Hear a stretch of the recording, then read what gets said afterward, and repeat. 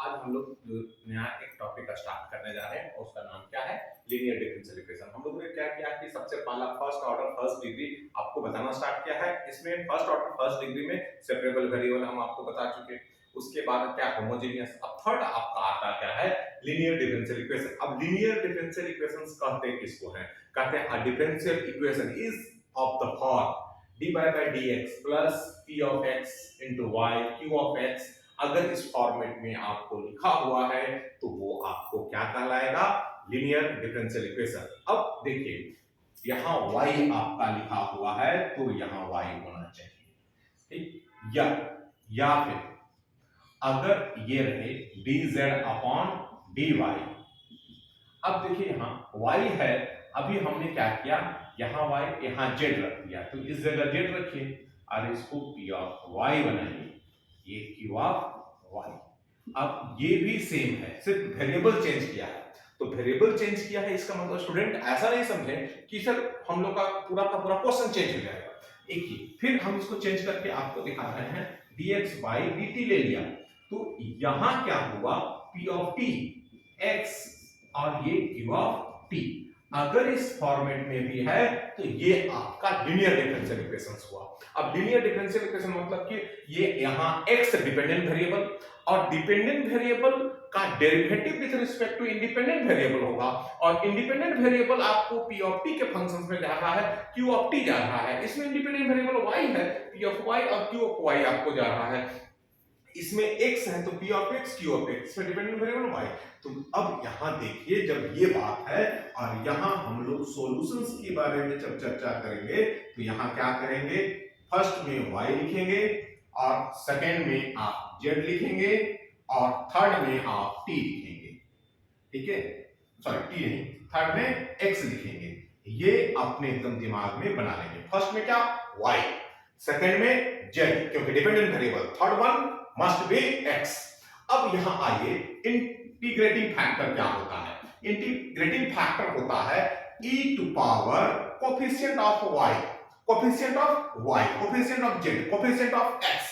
That means integrations p of x dx। अब जब हम लोग आए तो यहां e integration p of x dx बराबर इंटीग्रेशन, अब क्या होगा q ऑफ x और integrating factor into e integration p of x dx। अब ये पूरा जो लिखा तो ये क्या होगा dx हो गया। अब इसी को हम क्या करते हैं, बैक से सेकंड वाले को लिखने जा रहे हैं। अब यहां e integrating p of y dy, फिर यहां हम लोगों ने यूज किया तो यहां क्या होगा q of y integrating factor, ये हम लोगों का इंटीग्रेटिंग फैक्टर है और ये पूरा का पूरा आपको dy। थर्ड वन इसके लिए, तो इसके लिए जब हम लिखते हैं तो इतना में हमें आना चाहिए तो x इंटू इंटीग्रेटिंग फैक्टर क्या होगा e integration p of t dt integration. अब देखिए t है तो यहां dt। अब ये q ऑफ t और इस पार्ट को फिर उठा करके आप लिख लीजिए integration p of t dt। अब ये आपका हो गया लीनियर डिफरेंशियल इक्वेशंस का फॉर्मेट बेसिक। अब यह देखिए इससे कोई भी विद्यार्थी मतलब फंसेंगे नहीं। अगर हमने फर्स्ट लिया तो उसका सॉल्यूशन यहां है, अगर उसके बाद अगर हम सेकंड इक्वेशन से लेते हैं तो हमने जब सेकंड इक्वेशन से लिया तो इसका सॉल्यूशंस ये जा रहा है और अगर हम थर्ड इक्वेशन आपको ले लेते हैं तो थर्ड इक्वेशन से आपका ये लिखा हुआ है थर्ड वन, तो ये इसका सॉल्यूशन। अब आपको दिमाग में एकदम क्लियर आइडिया जा रहा होगा कि सर वेरिएबल कितना भी चेंज कर लो लेकिन आपको आंसर लिखने में कोई दिक्कत नहीं होगा। अब एक क्वेश्चन सोल्व करेंगे फिर डिफरेंट डिफरेंट एग्जाम्स के क्वेश्चंस लेते हैं। आइए हम लोग अपने पहले क्वेश्चन में देखिए, हमने फर्स्ट एग्जांपल में आपका एक नॉर्मल क्वेश्चन हमने पिक किया है और ये है, इसे हम आपको लीनियर डिफरेंशियल इक्वेशन में कन्वर्ट करेंगे और फिर सोल्व करके बताते हैं कि कैसे बनाया जाए। अब यहां देखिए d by dx, अब इसके साथ जो मल्टीप्लाई था उसे हमने उसे डिवाइड कर दिया 2x upon 1 plus X square Y, ये आ गया 4x स्क्वायर और नीचे 1 प्लस एक्स स्क्वायर। अब देखिए जो स्टैंडर्ड फॉर्म हम लोगों का था dy by D X plus P of X Y और यहां क्यू ऑफ एक्स, अब इस फॉर्मेट में कन्वर्ट हो चुका है। अब इस फॉर्मेट में कन्वर्ट हो चुका है तो हम लोग क्या कहेंगे, जो ऊपर आपको इक्वेशन से लिखा हुआ है इसको हम लोग लिख सकते हैं कि ये हम लोगों का लीनियर डिफरेंशियल इक्वेशन है। अब जब लीनियर डिफरेंशियल इक्वेशन है तो यहाँ इंटीग्रेटिंग फैक्टर हम लोग निकालेंगे। इंटीग्रेटिंग फैक्टर हम लोगों को क्या होता है, पी ऑफ एक्स कितना है, तो 2x 1 plus X square dx, ये लिखा हुआ है। अब इसको आप जब लिखिएगा तो कितना आया, e log 1 plus X square. अब इसे जब आप सोल्व कीजिएगा तो कितना आएगा, ये आपको आ जाएगा 1 प्लस एक्स स्क्वायर। अब देखिए इंटीग्रेटिंग फैक्टर में कितना मान आ गया। अब जब इतना मान आपको आया 1 प्लस एक्स स्क्वायर आपको मिल चुका, अब इसको सोल्व करते हैं तो सॉल्यूशन लिखेंगे तो dependent variable y into integrating factor 1 plus X square, फिर इंटीग्रेशन q ऑफ x कितना है, तो 4x square upon 1 plus X square into integrating factor कितना 1 प्लस एक्स स्क्वायर dx। अब इस दोनों को कैंसिल आउट कर लीजिए। अब आपका आ गया y of x 1 plus X square integration 4x square dx। अब यहां देखिए y into 1 plus X square, ये y ऑफ x में फंसना ही, सिर्फ y ही समझ लो नहीं तो कंफ्यूजन हो जाएगा। 4/3 एक्स क्यूब प्लस c।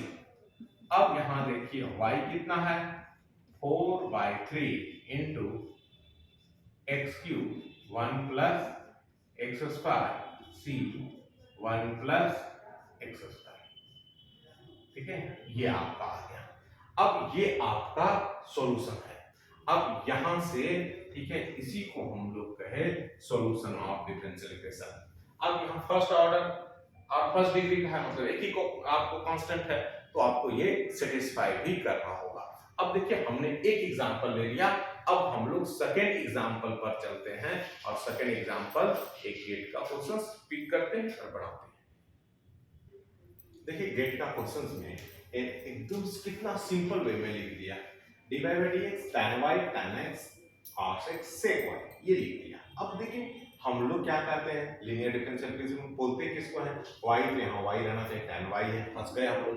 अब जैसे ही हम लोग देखे और ये एक डिफरेंट हम लोगों को सेक्शन दिखना स्टार्ट हुआ तो पहले क्वेश्चंस को हम सजाना चाहेंगे कि सर कैसे सजाया जाए। tan y को क्या लिख दिया जाए, sin y upon cos y tan x और cos a sec y। अब इतना हम लोगों को है। अब देखिए cos y जो दिख रहा है, यहां से हमने एलसीएम लिया, cos y dy by dx plus sin y tan x। Right side में जाते हैं, cos x sec y cos y। अब यहां हम पुट कर देते हैं, put z equal to sin y, तब क्या होगा, dz by dx equal to cos y और dy by dx। अब यहां देखिए ये जो टर्म आपको दिख रहा है cos y dy by dx, इसको क्या लिख दिया जाए, dz by dx हम लोग लिख देते हैं, dz by dx। और यहां जो हम लोगों को लग रहा है तो ये tan x और इनटू z, राइट साइड में ये कैंसिल हो गया, सिर्फ बच गया कितना, cos x अब ये आपका यहां से इंटीग्रेटिंग फैक्टर हम लोग आसानी से निकाल सकते हैं। अब यहां से हमने लिखा integrating factor, integration tan x dx। अब क्या e to power minus log cos x, इसका मतलब कितना हो गया sec x। अब जब आप सॉल्यूशन देखिएगा तो सॉल्यूशन में डिपेंडेंट वेरिएबल कौन, z इनटू sec x बराबर इंटीग्रेशन। अब q ऑफ x तो सर राइट साइड में क्या है cos x, अब cos x into sec x और dx। अब यहां से जाइए z का वैल्यू, अब z क्या माने हैं sin y, तो sin y into 1 by cos x। अब ये दोनों कैंसिल हो गया, x प्लस c। अब आप अपने ऑप्शंस में देखिए तो आपको क्या नजर आ रहा है कि सर इसमें हम लोगों को sin y लेफ्ट साइड में रहा, राइट साइड में x प्लस सी और cos x। अब हम लोग देखते हैं कर करके तो सेकेंड ऑप्शन हम लोगों को मिल रहा है। देखिए कितना ही एक सुंदर क्वेश्चन और बड़ा तरीके से आपको गेट में पूछा हुआ क्वेश्चन था और इसको हम लोग को ज्यादा झमेला नहीं लगा, आसानी से हम लोग बना दिए। अब आइए हम लोग अपने तीसरे क्वेश्चन को देखते हैं, समझते हैं, बनाने की कोशिश करते हैं। एक देखिए क्वेश्चन हमने पिक किया है, ये पूछा हुआ है आपको आईआईटी जैम में। अब देखिए इसमें क्या है, डिफरेंशियल इक्वेशंस ये हम लोगों को दिया हुआ है। अब इस डिफरेंशियल इक्वेशन में कहीं से हम लोग को सिंपल फॉर्मेट नहीं दिख रहा, तो हमने sin x sin y को ठीक है लेफ्ट से राइट साइड में ले गया तो मल्टीप्लाई कर डिवाइड में आया तो इस फॉर्मेट में। अब यहां से देखिए cot y और cos y इसको हमने डिवाइड कर दिया तो इस फॉर्मेट में आ गया। अब यहां से हम लोग पुट कर लें, पुट क्या है कि z equal to sec y। अगर हम ये पुट करते हैं तो क्या हो जाएगा dz अपॉन dx।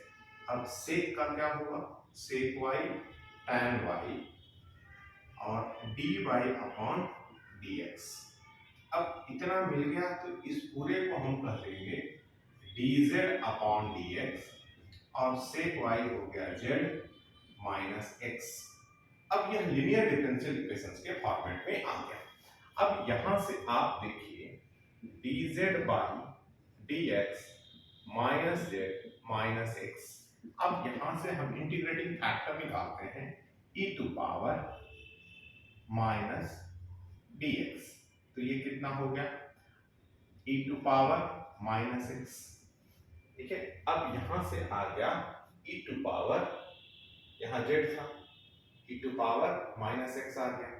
अब यहां से हम सॉल्यूशन से लिखेंगे तो dependent variable z into integrating factor into integrating factor. अब उसके बाद हम लोग यहां जाते हैं minus x e to power minus x dx। अब यहां देख लीजिए x e to power minus x dx, हम लोगों को इतना पार्ट एकदम आसानी से मिल गया। अब क्या है कि इसको हम इंटीग्रेट करके मान लाते हैं। तो देखिए यहाँ इसको हमने इंटीग्रेट कर दिया, ये मान मिल गया। अब इंटीग्रेट करने के बाद e to power minus x से हम डिवाइड कर देते हैं और z का वैल्यू रख देते हैं, तो z का मान कितना था sec y, तो यहाँ आ गया sec y। अब ये पार्ट आप देख लो आपको इक्वेशन में से हट चुका, यहाँ x प्लस 1 और c e to power x आ गया। अब ये देखिए आपको पहला में ये नजर आ रहा है, लेकिन यहां का क्या बोला है पासिंग थ्रू ओरिजिन, तो कहेंगे when it passes through origin. ठीक है कि तो 0 0, इसका मतलब कि व्हेन x इक्वल टू 0 तो y इक्वल टू 0। अब ये सिचुएशंस पर c का मान निकालना है।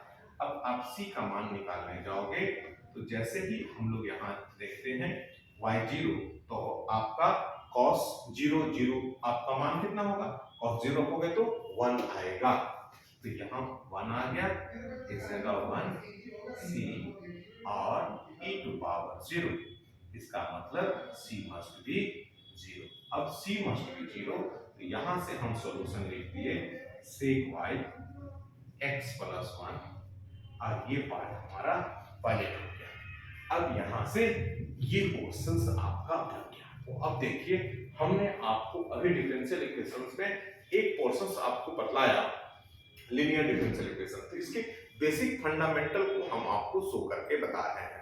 तो आज हम लोग छोटे छोटे टॉपिक लेकर के पीजीटी का जो हम आपको काम करा रहे हैं, पीजीटी में छोटे छोटे टॉपिक से हम आपको बताते चलेंगे, ठीक है। आप उसको ज्यादा से ज्यादा तक लोगों के बीच तक पहुंचाने में हम लोगों का मदद करें, ठीक है, और इससे फायदा भी उठाएं और सीखें। और इस पर जहां आपको अगर प्रॉब्लम्स और भी देखने हैं, सीखने हैं, तो आप, ठीक है, जा करके आप कमेंट करें, और जहां से हम लोग को मालूम चल पाएगा। अगर फिर संस्थान से जुड़ने की इच्छा है तो हाँ, आपको लिखा हुआ होगा नंबर, उस पर आप बात कर सकते हैं। चलिए, आज के लिए धन्यवाद। फिर नेक्स्ट सेशन के साथ अगले